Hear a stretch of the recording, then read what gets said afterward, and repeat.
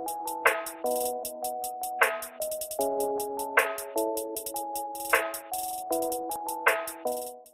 guys, what's up? Thank you for watching MP Education. Today we are going to discuss class 9 chemistry matter in our surrounding part 4. ठीक है? तो last class में हम लोगों ने क्या पढ़ा था? क्या पढ़ के खत्म किया था? Latent heat. तो एक बार फिर से बोल देता हूँ. अच्छा, जो लोगों ने नहीं देखा मैं यहाँ पे डाल दूंगा लिंक. उसका पहले वाला पार्ट का वो देख लेना. तो लास्ट क्लास में जो मैंने बोला था लेटेंट हीट, वो क्या था? उसका मीनिंग हिडन हीट. हिडन मतलब वो हम लोग नहीं देखेंगे वो हीट. तो latent heat of fusion use हमने जान लिया था. क्या था वो? क्या था? जब अभी याद रखना कि लेटेंट हीट ऑफ फ्यूजन किसके लिए यूज होगा? सॉलिड से लिक्विड में, सॉलिड टू लिक्विड. ठीक है. अभी जो किया था हम लोगों ने, उसमें एक एक्सपेरिमेंट भी मैंने बोला था. अगर तुम बर्फ कुछ if you take certain amount of ice cubes, ठीक है, फिर उसमें टेम्पर एक थर्मोमीटर डाल दो तो वो 0 डिग्री में दिखाएगा. जब तुमने हीट करना स्टार्ट कर दिया, even though you are heating, heat करने से क्या होगा? टेम्परेचर राइज करना चाहिए था, but temperature will not rise. Why?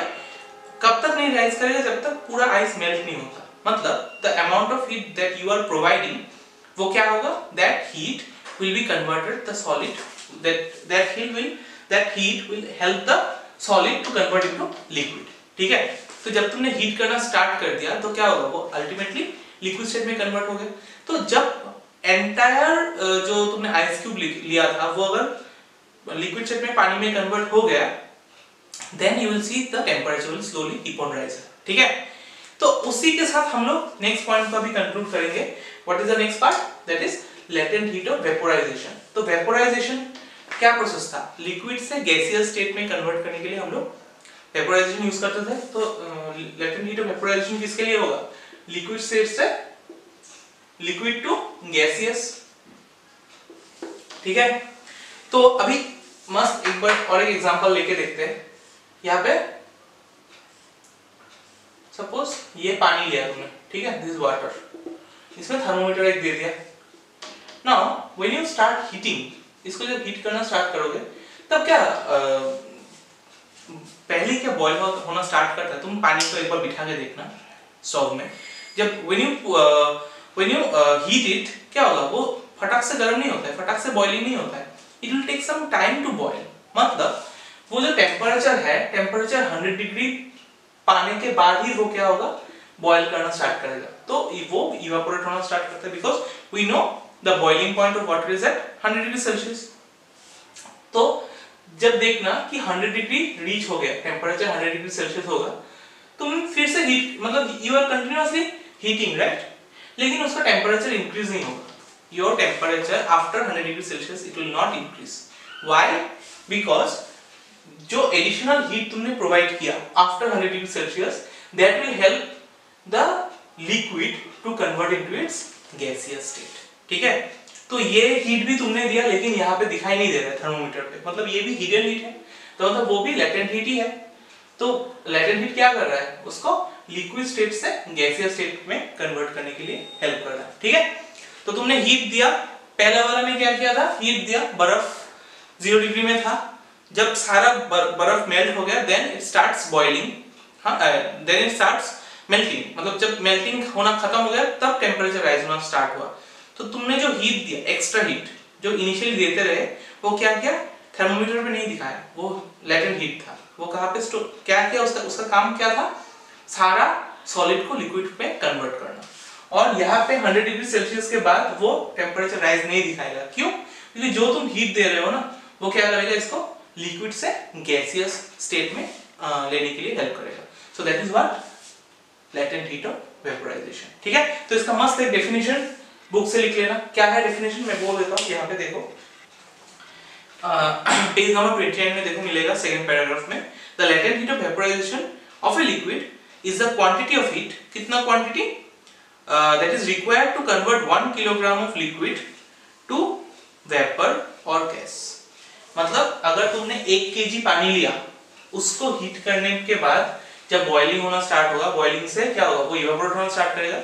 तो जो तुम एक्स्ट्रा अमाउंट ऑफ हीट दिया, ठीक है, to convert the liquid 1 kg of liquid into its gaseous state, उसको बोलेंगे हम लोग क्या, लेटेंट हीट ऑफ वेपोराइजेशन। ठीक है, तो the heat energy supplied to the boiling point is used up in changing the states of liquid substance to overcome the force of attraction between the particles। मतलब मैंने उस दिन भी बोला था कि जब तुमने हीट दिया तो क्या कर रहे हो, पानी में मतलब क्या है, the molecules are still ऐसा कांटेक्ट में है, लेकिन जब फिर से हीट किया तुमने, वो क्या होगा, वो वाइब्रेशन मतलब काइनेटिक एनर्जी बढ़ेगा और वो धीरे धीरे लूज होता जाएगा और it will not be together, वो सेपरेट आउट हो जाएगा।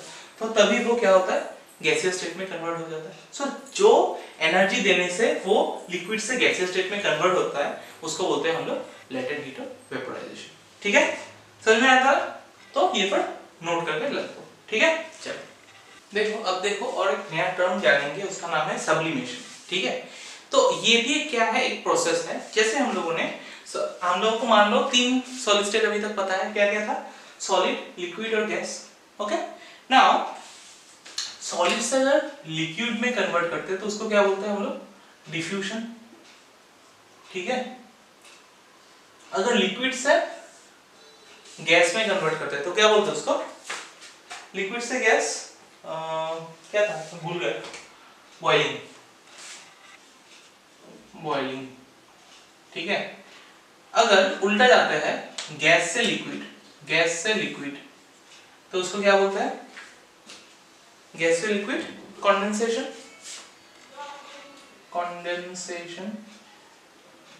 और लिक्विड से अगर सॉलिड जाता है, लिक्विड से सॉलिड को हम लोग क्या बोलते हैं, फ्रीजिंग। ये वाला डायग्राम याद रखना, फिर इजी होगा तुम्हारे लिए, फिर सेंटेंस खुद से बना पाओगे। तो solid to liquid, liquid to gas. लेकिन हम लोगों ने गैस से सॉलिड नहीं पढ़ा था हम लोगों ने, राइट? अभी सोचो ऐसा कोई एग्जांपल दे पाओगे कि जहां पे वो सॉलिड था, सॉलिड से without coming into the liquid state वो गैसियस स्टेट में कन्वर्ट हो गया, ऐसा एग्जांपल दे पाओगे? एक ही एग्जांपल तुम एक या दो शायद दे पाओगे। कभी नेफ्थलीन बॉल को देखा था ना, नेफ्थलीन बॉल मम्मी लोग घर पे अलमारी में यूज करते हैं। So that ball is in what state, solid state. जब बहुत दिन उसको यूज करते हैं ना तो वो छोटा हो जाता है साइज, लेकिन उसको मेल्ट होने का कोई निशान हम लोग नहीं देखते हैं, है ना? मतलब क्या होता है, वो सॉलिड स्टेट में डायरेक्ट गैसियस स्टेट में होता है। ठीक है, तो कोई भी चीज अगर, कोई भी सॉलिड अगर गैसियस स्टेट में डायरेक्ट कन्वर्ट होता है without coming into the liquid state, तो उस प्रोसेस को हम लोग बोलते हैं क्या, सब्लाइम होना या फिर सब्लिमेशन। ठीक है, सब्लिमेशन का डेफिनेशन तो क्या लिखोगे, the process of converting solid into its gaseous state without coming into the liquid state is called the sublimation. ठीक है, तो देखो सब्लिमेशन का तुमको तो डेफिनेशन मिलेगा। देखो, the changing of solid directly into vapour on heating and vapour into solid on cooling is known as sublimation. तो वही चीज है, सॉलिड से लिक्विड, सॉलिड से गैस में आएगा हीट करने में, और गैस से सॉलिड में आएगा कूल करने में, तो उसको बोलते हैं हम लोग सब्लिमेशन। मतलब ये जो प्रोसेस है सॉलिड टू गैस, वो भी सब्लिमेशन। अगर इसका उल्टा वाला प्रोसेस तुम देखोगे, गैस से सॉलिड, वो भी क्या है, सब्लिमेशन ही है। ठीक है, उसका कोई दूसरा नाम नहीं है। जैसे यहाँ पे क्या था, ये इसका बॉइलिंग था, इसका रिवर्स कंडेंसेशन, ये डिफ्यूजन था, इसका रिवर्स फ्रीजिंग, लेकिन इसका दोनों को ही हम लोग क्या बोलते हैं, सब्लिमेशन। तो सब्लिमेशन का मस्त डेफिनेशन यहाँ पे लिख देना, क्या लिखोगे, द प्रोसेस ऑफ कन्वर्टिंग, लिख लो अभी मैं जो बोल रहा हूँ, the process of converting solid into its gaseous state, ठीक है, and the solid to gaseous state by heating and, या फिर और लिखो, और its gaseous state to solid state by cooling is called sublimation. और एक एग्जांपल तुम बोल सकते हो सब्लिमेशन का। क्या एग्जांपल है, कभी बर्फ देखा जो मछली आने के लिए यूज करता है, ठीक है, तो दैट बर्फ is not that regular one. हम लोग जो फ्रिज से आइस निकालते हैं दैट इज नॉट दैट, क्योंकि देखो तुम, वो लोग बहुत दूर से ट्रेवल करके लाते हैं, फिर भी वो मेल्ट नहीं होता, तो वो क्या होता है, वो ड्राई आइस होता है। ठीक है, तो एक एग्जांपल याद रखना, एक तो नेफ्थलीन बॉल था, एक है तुम्हारा ड्राई आइस। ठीक है, तो ऐसे ये तो पहले तो डेफिनेशन लिखना, उसके बाद क्या लिखोगे, substance which undergo substitution, substitution नाम लिख दो क्या क्या। एक होगा तुम्हारा ड्राई आइस, मैंने अभी बोला। ड्राई आइस क्या होता है? ड्राई आइस क्या होता है? ये जो कार्बन डाइऑक्साइड है ना, कार्बन डाइऑक्साइड का ही एक फॉर्म है ड्राई आइस। मतलब तुम अगर कार्बन डाइऑक्साइड को गैस से अगर सॉलिड में डायरेक्ट कन्वर्ट करते हो ऑन कूलिंग, इसको इतना कूल डाउन करता है कि वो डायरेक्टली सॉलिड स्टेट में कन्वर्ट हो जाता है, and that is what we mean by dry ice. ठीक है। और नेचुरल मॉल में क्या होता है? सॉलिड रहता है, वो डायरेक्ट गैसियस फॉर्म में कन्वर्ट होता है। ठीक है। तो कुछ कुछ नाम याद रखना। अच्छा, और एक एग्जांपल है, हम लोग जो पूजा में यूज करते हैं कैम्फोर, कैम्फोर बताया ना। कैम्फोर को हिंदी में क्या बोलते हैं हम लोग को? तो बंगाली में बोलते हैं शायद इसको कर्पूर। ठीक है, कर्पूर बोले बेटा के। सो इन कर्पूर, वो जो कैम्फोर होता है वो क्या करते हैं हम लोग, जो बर्न करने के लिए, मतलब आरती वगैरह करने के लिए यूज करते हैं। ठीक है। सो उसमें भी क्या होता है, सॉलिड स्टेट में रहता है, लेकिन उसको तुम अगर थोड़ी देर बाहर ऐसे खुला रख दो तो वो क्या हो जाएगा, गैस में कन्वर्ट हो जाएगा हीट करने के बाद। ठीक है, वो लिक्विड स्टेट में आता नहीं है। तो क्या क्या दोगे? एक है नंबर 1 ड्राई आइस, नंबर 2 है एमोनियम क्लोराइड, ये भी और एक चीज है ammonium chloride, CHLORID chloride. Number 3 है तुम्हारा आयोडीन कैम्फोर, आयोडीन भी होता है ऐसा। नंबर 4 है कैम्फोर, ये सब लिख के रखना। ठीक है, कैम्फोर। और नंबर 5 क्या है? और एक नाम है, रुको, नेपथलीन। अच्छा, इसका स्पेलिंग देख लो, NAPTH ना, NAPTH, नेपथलीन, नेपथलीन। ठीक है, ये 5-6 नाम याद रखना। ठीक है। तो this is what we mean by sublimation. ठीक है। तो हम लोगों ने अभी सारा प्रोसेस जान लिया। सॉलिड से लिक्विड भी कन्वर्ट हो सकता है, लिक्विड से सॉलिड भी हो सकता है, लिक्विड से गैस हो सकता है, गैस से सॉलिड लिक्विड हो सकता है, गैस से सॉलिड हो सकता है, सॉलिड से गैस हो सकता है। तो ये अगर डायग्राम याद रखोगे तो सबका डेफिनेशन एटलीस्ट रटना नहीं पड़ेगा, तुमको देख के समझ में आ जाएगा। ठीक है, समझ में आया तक? ओके। अभी देखो क्या करेंगे, क्या है effect of change of pressure. Effect of change of pressure मतलब क्या है? हम लोगों को पता है कि ये जो कन्वर्शन किया था लिक्विड, सॉलिड और गैस में, इसमें सारा जो किया था डिफ्यूजन, फ्रीजिंग, तो ये किसके लेके बात था? सब effect of change of temperature से सब बात था, क्योंकि यहाँ पे आएगा तुमको हीट देना है या फिर कूल डाउन करना है, तभी वो सॉलिड स्टेट में कन्वर्ट होता है ना। अभी क्या करेंगे, effect of change of pressure. अभी प्रेशर से वो कैसे रिलेटेड है? मतलब टेम्परेचर चेंज करने से तो लिक्विड, सॉलिड और गैस में तुम चेंज कर पाओगे ही। तुम अगर इसको प्रेशर में भी चेंज, मतलब इफ यू इंक्रीज और डिक्रीज द प्रेशर, तब भी तुम उसको सॉलिड स्टेट से या फिर किसी भी स्टेट से किसी भी स्टेट में कन्वर्ट कर पाएंगे। ठीक है। तो अभी हम जानेंगे एक चीज। देखो तुम्हारे पिक्चर में, तुम्हारे बुक में पेज नंबर 31 में एक पिक्चर दिया है, where there is a cylinder. ठीक है, अगर देख नहीं पाओगे तो देखो, ये एक सिलेंडर दिया है, उसके ऊपर एक पिस्टन है, मतलब ये प्रेशर देने का कोई एक इंस्ट्रूमेंट है। जब तुम उसको प्रेशर दोगे, कुछ नहीं है, गैस है अंदर। ठीक है, when you give the pressure, वो क्या होता जाएगा, पार्टिकल्स देखो पहले बहुत दूर दूर तक था, तो लेकिन जब उसको हमने प्रेशर किया तो वो प्रेशर जनरेट करने से वो सरफेस एरिया, जो एरिया पहले बड़ा था, वो डिक्रीज कर दिया, तो obviously particles will come closer to each other. तो इसको और प्रेशराइज करो, थर्ड स्टेप में देखो कि वो लिक्विफाई हो जाएगा। ठीक है, तो गैस था, उसको हम लोगों ने किस में कन्वर्ट कर दिया, लिक्विड में कन्वर्ट कर दिया। तो गैस से किस में कन्वर्ट किया, लिक्विड में कन्वर्ट किया। तो कैसे किया, by increasing the pressure, increasing the pressure and decreasing temperature. जब तुम प्रेशर इंक्रीज करोगे ना, ऑटोमेटिक टेम्परेचर बढ़ जाएगा, तो उसको हम लोगों को कूल डाउन करना है। So and by decreasing temperature. ठीक है, अभी इसका अच्छा खासा एग्जांपल हम लोग घर में जो एलपीजी यूज करते हैं, वो सिलेंडर जो होता है, वो क्या होता है, लिक्विड स्टेट में होता है ना, लेकिन जब खोलते हैं उसको, जब वो नॉब घुमाते हैं तो वहां से तो लिक्विड नहीं निकलता, क्या निकलता है, हवा निकलता है, गैस निकलता है। तो वो जो गैस का एलपीजी गैस को एलपीजी गैस को पहले तो तुमको हमने क्या किया, प्रेशराइज किया, हाई प्रेशर में उसको कंडेंस किया, मतलब हाई प्रेशर दिया उसमें, तो वो लिक्विड में कन्वर्ट हो गया। उसके अंदर हमने, उसके बाद हमने सिलेंडर में भर दिया, ठीक है। या फिर हॉस्पिटल्स में जो ऑक्सीजन सिलेंडर्स यूज होता है वो भी सेम ही है। जब मास्क, ये जो एक मास्क टाइप रहता है ना पेशेंट को जो लगाते हैं, वो खोलने से वो हवा ही निकलता है, ऑक्सीजन ही निकलता है। लेकिन जब उसको वो कंटेनर में भरा तो कैसे किया, वो गैस, ऑक्सीजन गैस को हाई प्रेशर देके लिक्विड में कन्वर्ट कर दिया और डिक्रीजिंग द टेम्परेचर, ठीक है। तो अभी जस्ट यही चाहिए तुम लोगों को, कैसे तुम कर पाओगे।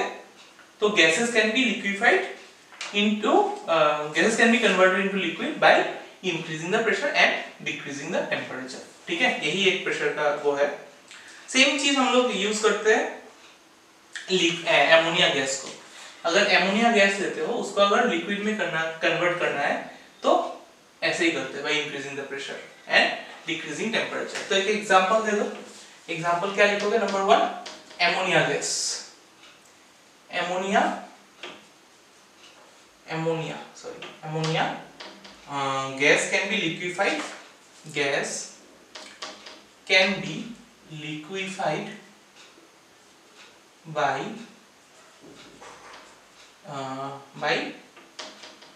increasing pressure,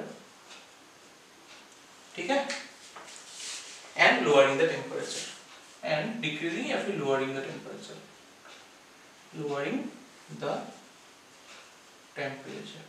ठीक है। तो यही है तुम्हारा। चलो समझ में आया? ओके, देखो हम लोगों का नेक्स्ट टॉपिक है और लास्ट टॉपिक है इवापोरेशन, ठीक है। इवापोरेशन क्या है, तो पहले तो तुम जान लो कि इवापोरेशन और वेपोराइजेशन तो कंप्लीटली डिफरेंट है, ठीक है। Most of the student makes mistake in this part, ठीक है। देखो अगर मैं सारे चीज को हटा दूं, यहाँ पे ये सब चीज नहीं है, मान लो यहाँ पे क्या है, लिक्विड से, अच्छा ये भी कंडेंसेशन भी हटा देता हूं, लेकिन लिक्विड से गैसियस स्टेट में कन्वर्ट करने को हम लोग क्या बोलते हैं, वेपोराइजेशन। ये भी क्या है, लिक्विड से गैसियस स्टेट में भी कन्वर्ट होगा, वो भी इवापोरेशन बोलेंगे। लेकिन डिफरेंस क्या है, जब तुमको लिक्विड स्टेट से गैसियस स्टेट में कन्वर्ट करना है, we have to give temperature, मतलब we have to give some heat, ठीक है। मतलब वेपोराइजेशन क्या होता है, जब पानी पे ऐसे रख दिया तो वो क्या होगा, वो धीरे धीरे अगर तुमने टेम्परेचर दिया, वो क्या होगा, गैसियस स्टेट में कन्वर्ट करेगा। लेकिन एक सिंपल सा चीज सोचो, रात को जब तुम सपोज लास्ट टाइम जब बाथरूम जाते हो, ठीक है, तुमने पानी गिरा के फैला दिया पानी, सुबह उठ के वो बाथरूम क्या हो जाता है, ड्राई हो जाता है ना। जब फर्स्ट टाइम तुम सुबह जाओगे बाथरूम में, वो गीला ही रहेगा या ड्राई होगा, ऑफ कोर्स ड्राई रहेगा। तो कोई आगे क्या हीट करता है, टेम्परेचर देता है क्या, वो गैसियस स्टेट में कन्वर्ट करने के लिए। पानी था, पानी से गैस हो गया, मतलब स्टेट तो चेंज हुआ ना, गैस में कन्वर्ट हो गया, इसलिए वो सूखा हो गया। या फिर घर जब पोंछते हैं हम लोग, तो उसको क्या हीट करते हैं, उसको सुखाने के लिए, नहीं ना।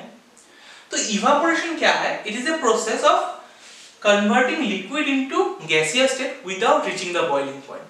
अभी हम लोगों को इवापोरेशन, वेपोराइजेशन में क्या होता है कि बॉइलिंग पॉइंट रीच नहीं करने से वो बॉयल नहीं होगा, मतलब गैस में कन्वर्ट नहीं होगा, है ना। लेकिन इवापोरेशन क्या है, it is a technique, it is a process of converting liquid into its vapour और gaseous state even below its boiling point. Boiling point से नीचे आने तक भी, नीचे से भी अगर लिक्विड गैसियस स्टेट में कन्वर्ट हो गया तो उसको बोलेंगे हम लोग इवापोरेशन, ठीक है।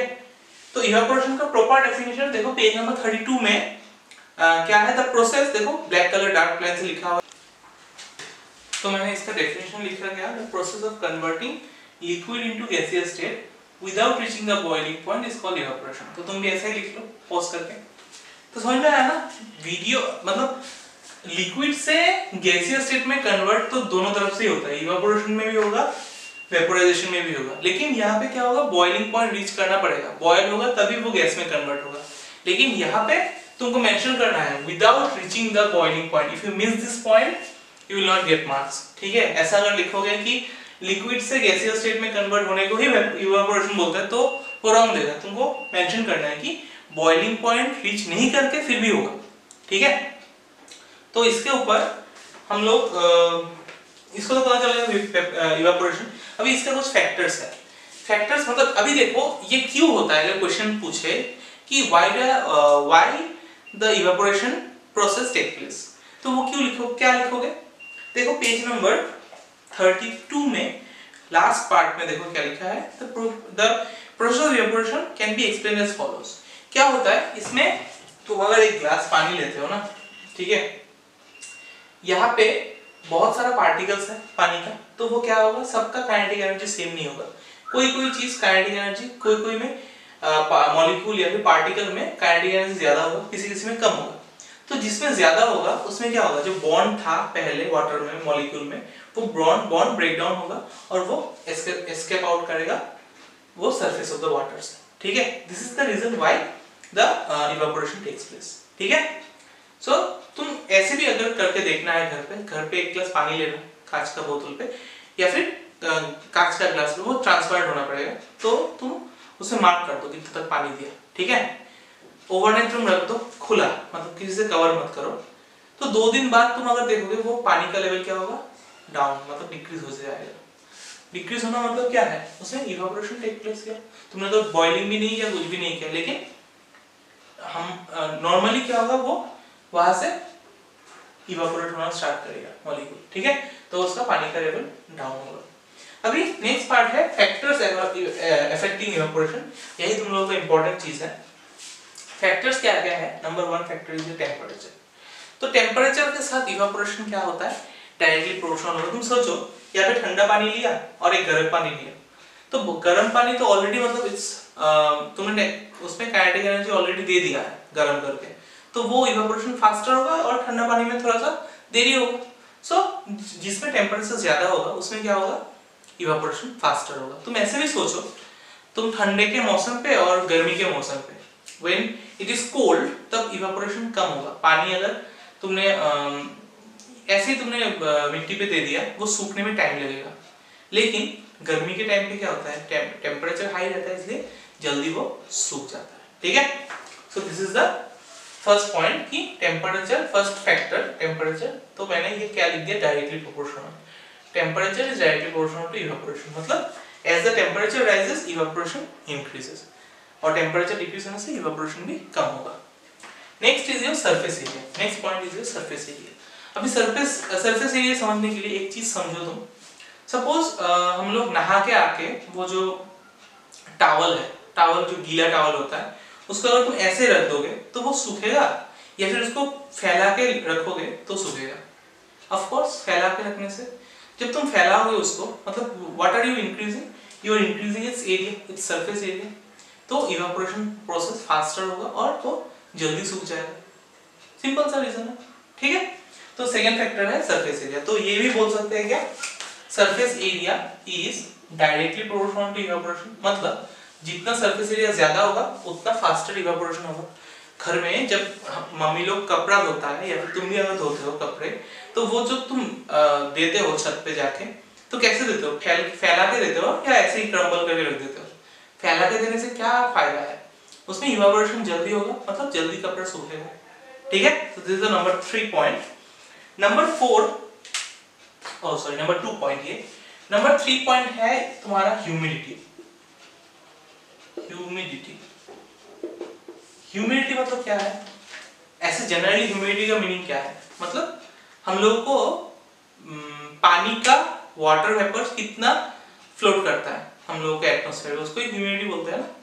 तो ह्यूमिडिटी क्या होगा, when the humidity of air is low then the rate of evaporation is high, तो वो इनवर्सली प्रोपोर्शनल होगा। ह्यूमिडिटी अगर कम होगा तो इवेपोरेशन क्या होगा, ज्यादा जल्दी होगा। अगर सरफेस पे पानी का मात्रा कम है, ह्यूमिडिटी कम है, तो क्या होगा, इवेपोरेशन फास्टर होगा। तो यहाँ पे याद रखना, ह्यूमिडिटी अगर देखते हो, humidity is inversely proportional to, inversely proportional मतलब 1/E लिखते हैं, 1 बाई इवेपोरेशन। मतलब अगर ह्यूमिडिटी ज्यादा होगा तो इवेपोरेशन लो होगा, अगर ह्यूमिडिटी कम होगा तो इवेपोरेशन फास्टर होगा। समझ में आ रहा है ना? ठंड मतलब अगर वो एक सूखा दिन है तो इवापोरेशन जल्दी होता है क्योंकि ह्यूमिडिटी कम होता है, ठीक है ना? तो अगर तुम एक रेनी डे में अगर कपड़ा सुखाने के लिए तुमने मान लो बैल्कनी में टांग के रख दिया कपड़ा, बाहर तो बारिश हो रहा है ना, मतलब क्या है, ह्यूमिडिटी बहुत हाई है, तो तुम्हारा कपड़ा सूखने में भी टाइम लगेगा। सो ह्यूमिडिटी इज हाई मतलब इवापोरेशन कम होगा, ठीक है? Coming to the fourth point and last point, that is your wind speed. Wind speed, तुम ऐसे चिंता करो, घर अगर पोंछते हो तुमने, ठीक है, पोंछ दिया घर को तुमने, अभी तुम फैन क्यों चला देते हो? मतलब अगर ऐसे रख दोगे तो सूखने में टाइम लगेगा या फैन चलाने से सूखने में टाइम लगेगा? ऐसे रखने से ही टाइम लगेगा ना। फैन अगर पंखा तुमने ऑन कर दिया तो तुम जल्दी जल्दी वो इवापोरेट हो जाएगा। मतलब as you increase the wind speed evaporation is also fast. Suppose तुम एक क्लाउडी डे है, तुम ऐसे सोचो कि एक क्लाउडी डे है, ठीक है, क्लाउडी डे में तुमने कपड़ा भिगा के रख दिया, लेकिन जब तुम छत पे देखे आते हो वो धूप नहीं है लेकिन हवा बहुत ज्यादा है, तो अगर हवा बहुत ज्यादा है तो हवा के साथ क्या करेगा, वो वाटर पार्टिकल्स को उसके साथ उड़ा के लेके जाएगा, and that is why the evaporation is faster, ठीक है? जितना विंड स्पीड बढ़ेगा, फैन का स्पीड जितना बढ़ाओगे उतना जल्दी घर सूख जाएगा तुम्हारा, ठीक है? तो क्या लिख सकते हैं हम लोग, wind speed is directly proportional to evaporation. जितना विंड स्पीड बढ़ाओगे उतना इवापोरेशन, ऐसे प्रोपोर्शनल देने से तुमको इजी होगा याद रखने में। प्रोपोर्शनल मतलब एक बढ़ने से और एक बढ़ेगा, एक घटने से और एक घटेगा। इनवर्सली प्रोपोर्शनल मतलब एक बढ़ने से एक घटेगा, एक घटने से और एक बढ़ेगा, ठीक है? तो these are the four factors you have to keep in mind. तो तुम्हारा क्वेश्चन में आएगा क्या, what is evaporation, right is factor and explain any one factor, कोई भी एक दे सकता है, तो तुमको ऐसे एक्सप्लेन करना होगा। समझ में आया तक?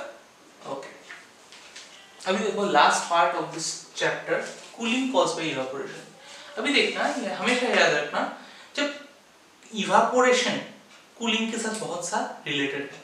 मतलब तुम suppose if you are a girl, you will know it better, हम लोगों का जो नेल पॉलिश या फिर तुम लोगों का सॉरी नेल पॉलिश जो रिमूवर होता है ना, वो अगर तुम हाथ में थोड़ा डालोगे स्पिरिट, तो वो क्या हो जाएगा, वो जल्दी जल्दी यहाँ से सोख जाता है ना, और हाथ को ठंडा ठंडा महसूस होता है। वाई? या फिर तुम अगर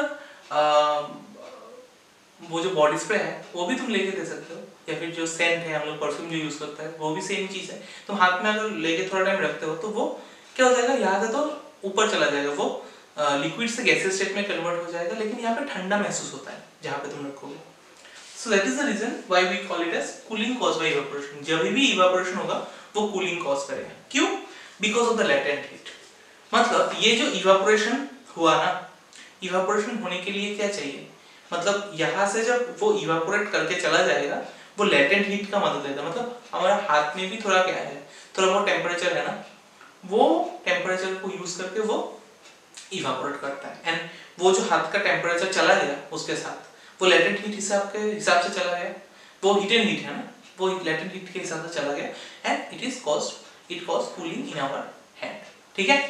या फिर तुम अगर बोलते हो, देखो if we put a little during the hot summer we usually keep in earthen pot। ये जो मटका जो होता था ना पहले मिट्टी का बना हुआ, उसमें क्यों रखते हैं, बिकॉज वो जो earthen pots में क्या है, बहुत सारा पोर्स होता है छोटा-छोटा, ठीक है?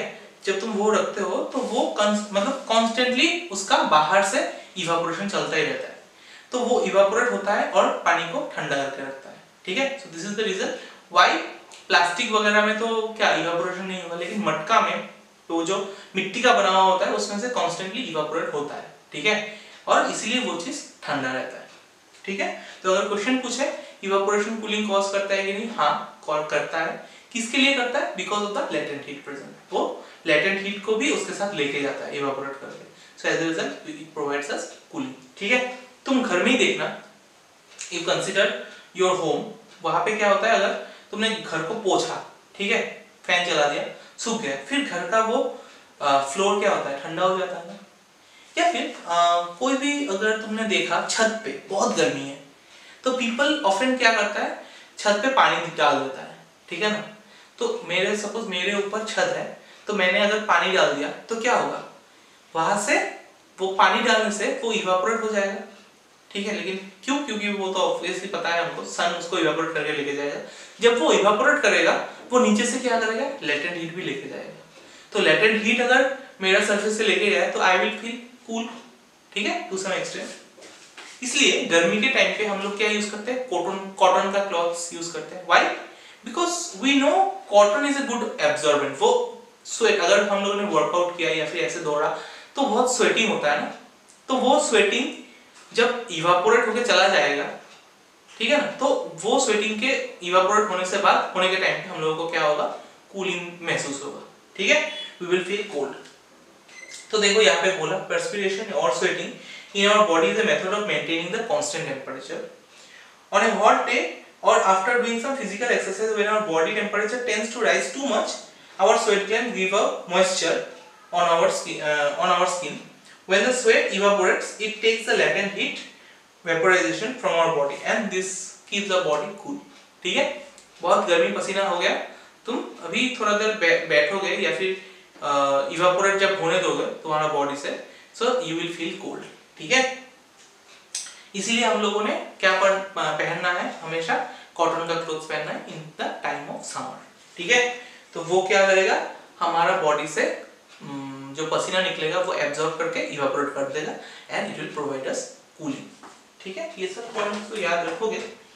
अ फैन, देखो नेक्स्ट पेज नंबर 35 में क्या है, ए fan increases the rate of evaporation of sweat from our skin and makes us cool and comfortable। अगर बहुत गर्मी से तुम आके ही घर में आके फैन चला दिया तो क्या है, तुम्हारा जो स्वेटिंग है वो इवेपोरेट करता जाएगा बिकॉज ऑफ द वो जो फोर्थ पॉइंट था विंड स्पीड ज्यादा होगा, इवेपोरेशन ज्यादा होगा एंड हम लोगों को कूलिंग ज्यादा फील होगा, ठीक है। और डेजर्ट कूलर भी same, if you go in a marriage party, marriage ceremony में आजकल डेजर्ट कूलर यूज करता है, मतलब क्या है, वहां से सेम काम करता है। So a desert cooler cools better on a hot and dry day because higher the temperature on a hot day increases the rate of evaporation, and the dryness it also increases the rate of evaporation of water, and due to the increased rate of evaporation desert cooler cools better in a hot and dry day। अगर गर्मी बहुत ज्यादा है, sweating ज्यादा होगा इंसानों का, तो वो क्या होगा, इवापोरेशन ज्यादा होगा, तो इवापोरेशन अगर ज्यादा हो तो ठंडा ज्यादा महसूस होगा, ठीक है। सो इतना तक ही।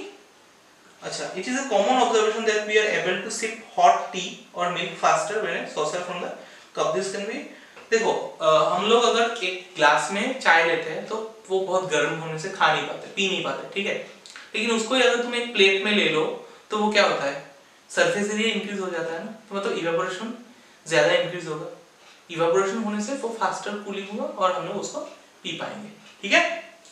सो यही था पूरा चैप्टर का, ये वाला पार्ट बहुत थ्योरेटिकल है, ये तो खुद से नोट बना के लिख लेना क्या क्या पॉइंट्स है। तुम लोगों को क्वेश्चन पूछेगा क्या, why we use earthen pot to keep the water in a hot summer day, keep the water cold in a hot summer day, तो तुम उसका भी इवेपोरेशन लेटेंट हीट से जवाब देना पड़ेगा। या फिर why do we use cloth made up of cotton in a summer, वो भी सेम ही आंसर होगा। तो इसका थोड़ा थोड़ा नोट्स तुम खुद से बना के लिख लेना, ठीक है। सो यही है तुम लोगों का चैप्टर, अभी चैप्टर तो खत्म हो गया, समझ में आया था? ओके, अच्छा अभी होमवर्क का बारी है। होमवर्क मतलब वो थ्योरेटिकल बेस है, छोटा छोटा क्वेश्चन है, अगर तुम पूरा करोगे तो तुम्हारा पूरा चैप्टर को रटना हो जाएगा एक बार में, ठीक है। तो पेज नंबर 36 एस्टन में, पेज 36 एस्टन में क्वेश्चन नंबर 1 से लेके 55 तक करना, ठीक है। करना मतलब जो जो शॉर्ट आंसर है तो बुक में ही वो लिख देना, लिख के मुझे फोटो भेजना, और जो थोड़ा लंबा आंसर है डेफिनेशन टाइप वो लिख के कॉपी में फिर मुझे फोटो सेंड करना, ठीक है। तो 55 तक ही दिया, वो शॉर्ट क्वेश्चन है और वहां पे न्यूमेरिकल मिलेगा, how to convert degree Celsius into Kelvin और केल्विन से डिग्री सेल्सियस, वो कर लेना और एमसीक्यू कर लेना, ठीक है। एमसीक्यू कर लेना, वो थोड़ा इंपॉर्टेंट है। तो चैप्टर इज ओवर, कांग्रेचुलेशंस, हम लोगों का केमिस्ट्री के भी एक चैप्टर कंप्लीट हो गया, क्लैप फॉर योरसेल्फ। अच्छा, अगर वीडियो पसंद आ गया है तो लाइक कर देना, सब्सक्राइब तो कर ही दिया होगा, मत नहीं तो कर देना क्योंकि ये मुफ्त है। और मिलते हैं अगले वीडियो में, तब तक के लिए सब लोग घर पे रहना, सेफ रहना, चलो बाय।